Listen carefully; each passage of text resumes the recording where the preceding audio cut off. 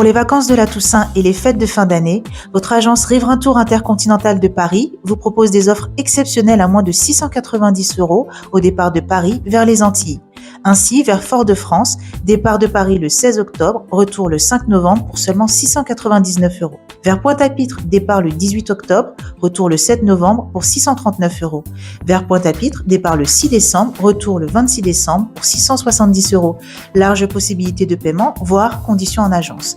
Riverain Tour, c'est aussi l'organisation de séjours complets, vols, hôtels et même hébergement chez l'habitant. Riverain Tour Intercontinental, 16 rue Lamblardy, Paris 12e, métro Doménil, téléphone 09 78 80 13 39. Guadeloupe, actualité. Notez que l'affaire Respire Plus est renvoyée au 30 mai 2024. Un report sollicité par l'avocat de Patrick Maldé, ex-président de la société, qui se place en tant que victime manipulée par son directeur Rodrigue Solitude. Il requiert donc une audience aux côtés de l'avocat mandataire de l'entreprise qui, pour le coup, était absent. Le reportage A été renvoyé parce que le mandataire judiciaire qui s'est constitué aujourd'hui l'a sollicité. Ce mandataire entendait faire valoir bien évidemment ses doléances, je pense, et la juridiction a considéré que c'était une raison suffisante pour pouvoir envoyer le dossier. Je suis associé à la demande de la société Respire Plus parce que je représente son président. La société Respire Plus est dorénavant représentée par Maître Dumoulin parce que Maître Dumoulin a été désigné comme liquidateur de la société en février. Or, la première fois, l'affaire est venue en janvier, Maître Dumoulin n'était pas dans l'affaire. Donc, par souci de cohérence, il fallait que Maître Dumoulin, nouvellement représentant la société Respire Plus, ait vraiment une parole importante. Moi, qui défends celui qui a servi de pantin, excusez l'expression, dans cette affaire, il était important pour moi que la société pour laquelle il travaillait jour et nuit, pour laquelle il a investi de son argent personnel, etc., soit elle aussi à mes côtés, pour dire qu'effectivement, M. Maldé a investi, M. Maldé a travaillé, et que si aujourd'hui la société est en liquidation judiciaire, ce n'est pas du fait de M. Maldé, c'est du fait de toutes ces choses qui ont été extrêmement suspectes dans cette affaire. L'Agence des 50 pas géométriques et le Conservatoire du littoral organisent un séminaire sur le pouvoir de police dans ces zones en bord de mer. Leur ennemi public numéro 1, les occupations sans titre qui sont monnaie courante sur l'archipel. Un état de fait connu des municipalités qui entendent certes déplacer les populations, mais encore faut-il savoir où et comment. Des problématiques débattues ce jour au tribunal de grande instance de Pointe-à-Pitre où l'on se rend tout de suite. L'Agence des 50 pas existe depuis 1996. Le conservatoire en Guadeloupe, ce n'est que depuis 2002. Mais on travaille sur des terrains qui sont voisins et on est également voisins de palier pour l'anecdote. Mais l'idée, c'est vraiment ça. C'est d'harmoniser nos pratiques et de tendre vers une cogestion de certaines problématiques qu'on rencontre sur le littoral, notamment pour le traitement des occupations sans titre sur nos domaines respectifs. Et donc, depuis 2023, on a mis en place un partenariat qui nous invite à travailler ensemble sur le terrain dans le cadre de mesures de police, mais également en bureau pour le traitement des dossiers et le partage d'informations. Toute la zone du bout de Pointe-Noire, je dirais, est sensibilisée par cette problématique. Et en ma qualité de chef d'édilité, lorsque j'ai eu l'information, je dis bien que c'est vrai que la zone des 50 pas géométriques, c'est une zone qui appartient à l'État et que les gens qui l'occupent de façon illégale depuis un certain nombre d'années. Et qu'à Pointe-Noire, je ne peux pas demander à la population d'évacuer cette zone si on ne peut pas leur dire qu'on a un terrain, on a des endroits où on pourra les déplacer et les installer. D'autant plus que ce sont des gens qui ont leur construction qui sont là depuis très longtemps et que par conséquent, il y a une certaine valeur de la construction et en aucun cas on ne peut dire aux gens que... Alors, j'ai bien entendu que les explications qui m'ont été données puisque c'est une idée qui n'est pas encore tout à fait à mettre en pratique. Mais quoi qu'il en soit, moi je préfère prendre les devants. La toute première problématique qui est rencontrée en Guadeloupe sur les 50 pas géométriques, c'est justement la construction ou l'atteinte à l'intégrité du domaine public. Parce que les 50 pas géométriques relèvent du domaine public et il y a des personnes qui s'installent sur ce domaine public sans titre. Et donc là, le législateur a donné à l'agence la possibilité justement de lutter contre ces atteintes à l'intégrité du domaine public. Donc de lutter effectivement contre les constructions sans titre, contre les interventions et les empiètements sans titre sur le domaine public. Un reportage d'Olivier Félix. Et on enchaîne avec cette journée d'information sur la mise en place du réseau de référence en élevage avec un objectif simple, permettre aux agriculteurs de Guadeloupe de dégager plus de revenus. Regardez. C'était le but de la journée d'information qu'on a organisée ce jeudi. Et on a invité pour cela un maximum d'éleveurs. Alors il y a un focus particulier sur les éleveurs de volailles, mais de façon à ce qu'ils puissent comprendre et connaître quel était l'intérêt d'adhérer au réseau de référence. Puisque c'est un réseau, quand on y adhère, qui demande à la fois, qui a des contraintes, qui a des avantages, mais qui a aussi des contraintes. Et c'était pour que tout le monde ait le même niveau d'information pour savoir à quoi il s'engageait. Le réseau de fermes de référence en élevage dans les DOM consiste à récolter des données techniques et économiques pour permettre de mieux comprendre les élevages actuels dans les territoires et essayer de faire un conseil à la fois technique, donc sur le type de densité appliquée, sur le type d'indice de consommation. L'indice de consommation, c'est la quantité d'aliments à donner pour faire 1 kg de viande, qu'on peut espérer obtenir dans ces conditions d'élevage, en comparant les élevages les uns avec les autres et en les comparant également à des références d'autres territoires. L'idée, c'est aussi de faire un apport économique, donc d'essayer d'identifier quels sont les leviers économiques et techniques pour avoir de meilleures performances, pour se dégager un plus grand revenu et essayer d'obtenir des mortalités plus faibles et dégager plus de revenus pour réinvestir dans l'exploitation. C'est un réseau dont on avait déjà entendu parler, on avait une mauvaise information de comment y accéder ou comment il fonctionnait. Et on a beaucoup apprécié au sein de notre équipe, de notre association, de pouvoir être convoqué à cette réunion pour pouvoir prendre connaissance des démarches effectuées, pour pouvoir participer et faire avancer l'agriculture grâce à ces nouveaux chiffres que l'on pourra apporter. Nous avons les collègues de la Chambre d'agriculture du pôle Marie-Galante qui sont effectivement avec nous en visio, qui suivent aussi la réunion. Et il y a des éleveurs qui pouvaient être présents, qui sont carrément venus en présentiel à la manifestation. Donc Marie-Galante fait partie aussi des territoires comme tous les autres, mais Marie-Galante a un certain nombre d'éleveurs ou de producteurs en volaille, que ce soit en pondeuse ou en volaille de chair, qui potentiellement peuvent être intéressés par ce réseau de référence. Ça sera forcément une contrainte, mais comme ils l'ont eux-mêmes dit, ils ont parlé de rémunération. Quand il y a un travail rémunéré, on ne peut que retirer ce mot contrainte et dire que ça va être maintenant bénéfique à l'exploitation de pouvoir contribuer à ces chiffres. Donc le montant annoncé, malgré qu'il était faible, il y a quand même eu une annonce de possibilité de négociation sur ce montant. Donc je pense qu'ils ont abordé les choses de manière assez positive et avec des propositions assez concrètes pour pouvoir aussi donner l'envie aux agriculteurs de pouvoir adhérer à tout ça. En tout état de cause, on a fait une communication globale qui permettra, y compris à ceux qui n'étaient pas présents, en consultant sur le site de la Chambre d'agriculture, d'avoir les informations nécessaires qui ont été diffusées pendant cette réunion.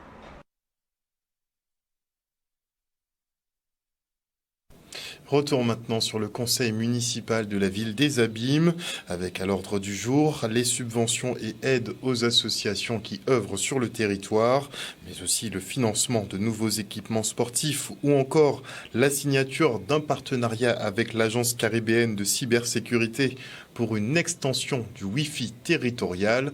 On fait le point avec le maire. Aujourd'hui, au conseil municipal bien chargé, on a discuté des subventions et des aides accordées aux associations, à certains particuliers émérites. Des subventions aussi qu'on demande à l'Agence nationale du sport pour un certain nombre de couvertures d'équipements plein air que nous avons, sportifs, au niveau de la ville des Abîmes. Nous avons également parlé de l'extension du Wi-Fi territorial au niveau de la ville des Abîmes, le problème de cybersécurité, pour protéger un peu notre dématérialisation au niveau de la ville des Abîmes. Le dispositif qu'on va mettre en place, c'est justement une association, en fait, une convention avec l'Agence caribéenne pour la cybersécurité, puisque bien entendu, vous avez vu que nous sommes exposés. La région Guadeloupe a été attaquée l'an passé, la CTM a été attaquée en Martinique et vous avez régulièrement des attaques au niveau des entreprises. Ce n'est pas forcément médiatisé, mais il y a des attaques. Donc il est important de s'armer, entre guillemets.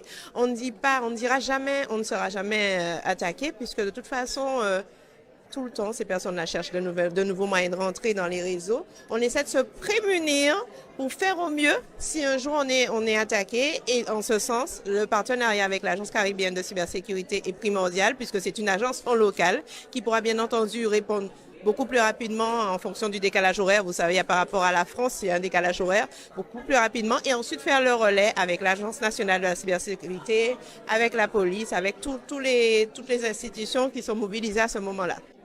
De la journée mondiale de refus de la misère, de la semaine bleue, évidemment des éponymies pour un certain nombre de groupes scolaires, de rues, de voies sous le Rézé, pour les artistes et les gens méritants du Rézé.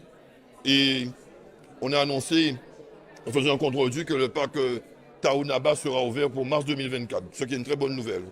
Notre ouverture sur la mangrove, des milieux humides exceptionnels que nous avons aux habits. Nous avons obtenu depuis peu le label Ordi 3.0. Nous sommes la première ville des Antilles à avoir obtenu, la commune des Antilles à avoir obtenu ce label, et je lance un appel pour que toutes les communes puissent l'obtenir, puisque je suis sûre que vous avez du matériel, des écrans d'ordinateur à donner, plutôt que de les jeter à la poubelle ou de faire en sorte qu'ils soient recyclés. Faites en sorte de la donner à une association. Donc ce label Ordi 3.0 correspond justement au fait qu'une imprimante que l'on n'utilise plus, un écran que l'on n'utilise plus, ou même un ordinateur portable qu'on n'utilise plus, on fait la cession à la société, à l'association. Et à partir de là, l'association soit donne, soit vend à un prix réduit ce matériel. Donc les personnes nécessiteuses aujourd'hui, puisqu'il faut que tout le monde soit équipé en informatique, puisque c'est le monde d'aujourd'hui et le monde de demain.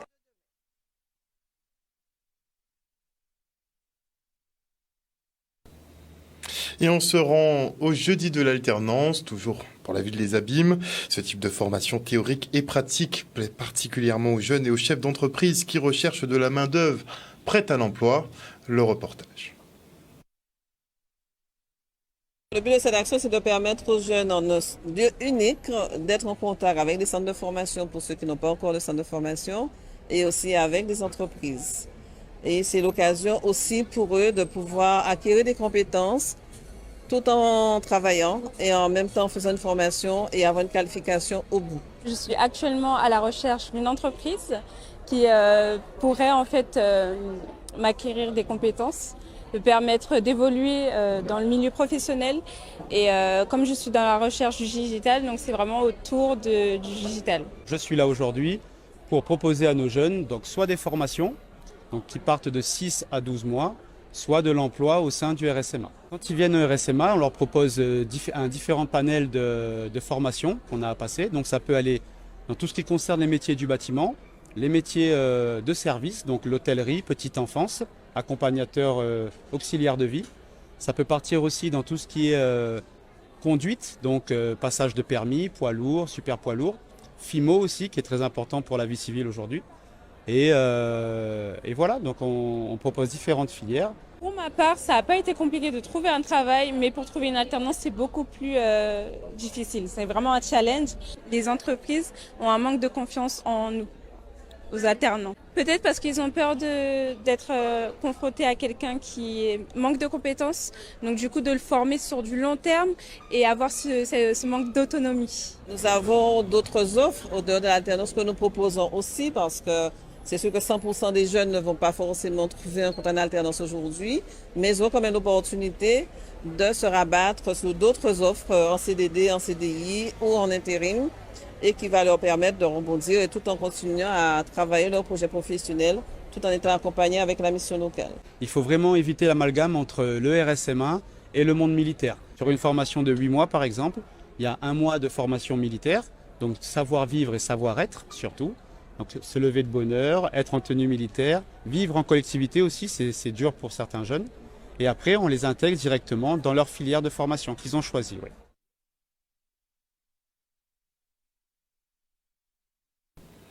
À l'orée 2030, la Guadeloupe figurera parmi le top 3 des régions les plus vieilles de France. Vous aurez noté l'accélération du nombre de décès ces dernières années. Papy Boom oblige. Le nombre de seniors grimpe en flèche et des solutions sont à l'étude pour les aider à ménager leur monture et rester en santé. Compte tenu de nos messes et l'habitude, les collectivités misent sur le maintien à domicile tout en leur permettant de participer à des activités de groupe. Des actions présentées ces prochains jours à l'occasion des premières assises du bien vieillir, le reportage.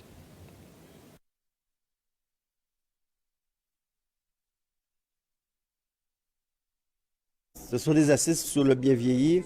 Il s'agit pour nous de de mettre en place des réflexions croisées et aussi comment mieux organiser, mieux préparer la Guadeloupe par rapport au vieillissement. On sait très bien que d'ici 2030, il y aura pratiquement un tiers de la population qui auront plus de 60 ans. Donc c'est pour cela que les politiques publiques doivent être adaptées en ce sens. Nous, au niveau donc du département, nous prenons cette initiative. Et comme j'ai eu l'occasion donc de dire, nous aurons une politique très volontariste. Dès 2024, en termes d'amélioration d'habitat, nous allons intervenir sur entre 500 à 1000 améliorations d'habitat pour permettre que l'on puisse rester chez soi. C'est ce qu'on appelle vieillir à domicile. Également, nous allons intervenir avec les associations pour que toutes les conditions soient réunies pour qu'on puisse bien vieillir tel que nous l'annonçons aujourd'hui. Les attentes, c'est certainement retrouver une coordination, une dynamique collective autour de cet enjeu de la transition démographique dont il faut impérativement tirer les fruits. Et les fruits, c'est de reconnaître que le vieillissement est un facteur de progrès, est une dynamique collective, un capital qu'il faut savoir utiliser dans l'intérêt du territoire. C'est un moment très important pour la Guadeloupe, puisque vous savez, nous avons une démographie où nous devons avoir une forte préoccupation envers la population de la Guadeloupe. Nous sommes sur un territoire vieillissant et nous devons mettre tout en œuvre, notamment la Caisse générale de sécurité sociale, le conseil départemental, les partenaires, pour effectivement s'atteler pour apporter les meilleures réponses et les meilleures formules pour nos personnes âgées. La politique que mène la sécurité sociale et notamment la direction de la retraite entre dans le cadre de ces assises du bien vieillir. Parce qu'il s'agit de bien vieillir, mais de bien vieillir en santé. Et il s'agit de bien vieillir parce que justement on a bien préparé sa retraite. Et donc c'est dans ce cadre-là que nous sommes là au niveau de la direction de la retraite et nous avons 2 collaborateurs qui sont là pour justement informer l'ensemble des assurés pour leur dire toutes les offres de services que nous avons pour leur permettre de bien préparer sa retraite. Je suis venue m'informer, savoir qu'est-ce qu'on peut faire alors que j'entre dans l'âge où j'ai besoin justement d'aide, j'ai besoin de savoir, j'ai besoin de connaître. Voilà, ce sont les raisons qui m'ont poussé à venir ici. Comme je sais que très bientôt nous serons un département qui sera donc vraiment vieillissant, donc on commence déjà, étant en retraite, à prendre déjà des informations afin qu'on puisse rester en forme, surtout. O-News Radio sur outremernews.fr.